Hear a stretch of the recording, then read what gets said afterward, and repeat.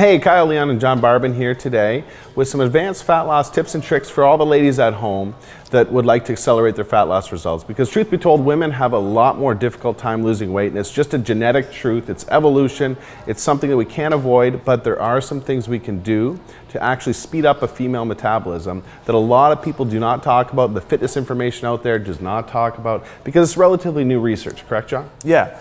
One of the major differences is women's hormones tend to fluctuate much higher and much lower than guys. And specifically when a woman's dieting, her number one fat burning hormone crashes a lot faster than a guy's. And so that they end up hitting a plateau and they can't lose any more weight. And I'm sure all the ladies at home that have tried to diet with their man or with a friend or with their husband the exact same way as the guy probably hasn't experienced the same fat loss results and has probably hit that fat loss plateau a lot quicker. That's something that a lot of women write in and experience. And that's because of their body's number one fat burning hormone crashing and dipping a lot more than their guys. And there's some good news with that though. Yeah. Women get to eat up more and have more frequent cheat days to kind of deal with this crashing, and that gets them out of the plateau and gets them burning fat again. Well, that's one trick we use. Also, another trick that we like to use with our female clients is the fact that, well, between carbs and fats, women tend to utilize their fats a lot more efficiently than their carbs. So simply substituting out carb calories for fat calories can go a long way into accelerating the fat loss results of a female, correct? Yeah, and that works with the hormones going up and down and works to balance it all out. Moving forward, with all of the estrogen in the environment, we know that estrogen promotes weight gain and fat gain. There's so much more estrogen in the environment today that we never ever asked for between herbicides and pesticides and processed foods.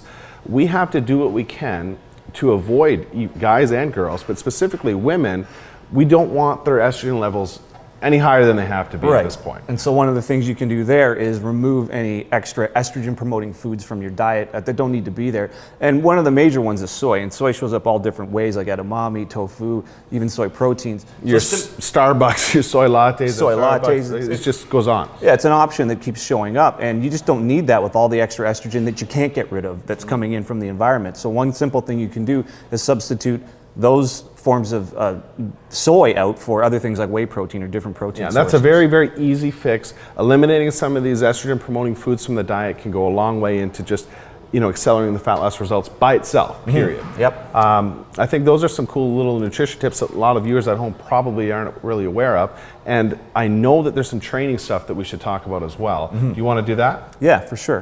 One of the major things is a difference in intensity between men and women with training.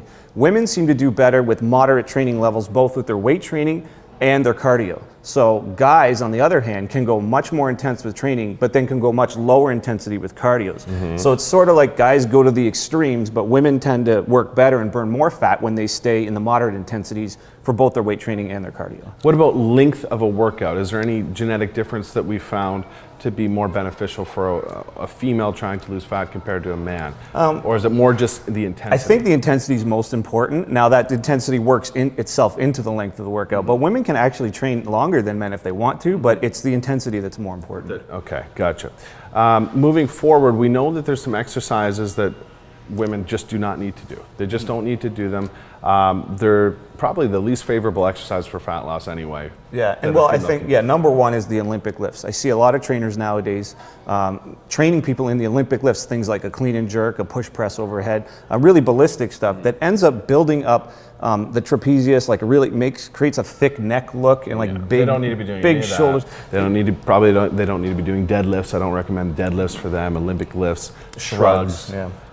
Anything of that nature, the heavy compounding movements are not usually necessary. No, it's not. It's not going to give you a balanced look. It's going to give you an overly thick upper body look, kind of like a male bodybuilder. So that's definitely exercises to stay away from, and it's not going to help with getting the heart rate up or burning fat. Now, one I see women do all the time in the gym that I really recommend against are sort of weighted abdominal, weighted core exercises, weighted oblique exercises that are going to do nothing but widen the waist. Yeah, now that's a big mistake and a big misconception that somehow training your abs and training your abs more often and heavier is going to make them leaner and smaller. No. But in reality, it just makes you blockier and thicker through that area. It'll actually make your waist bigger. So what we recommend, a tip, is to do whole body exercises that train your upper body, your lower body, and your core all at the same time and all in balance, and that will keep your ab area tight and your waist area tight instead of thickening it up.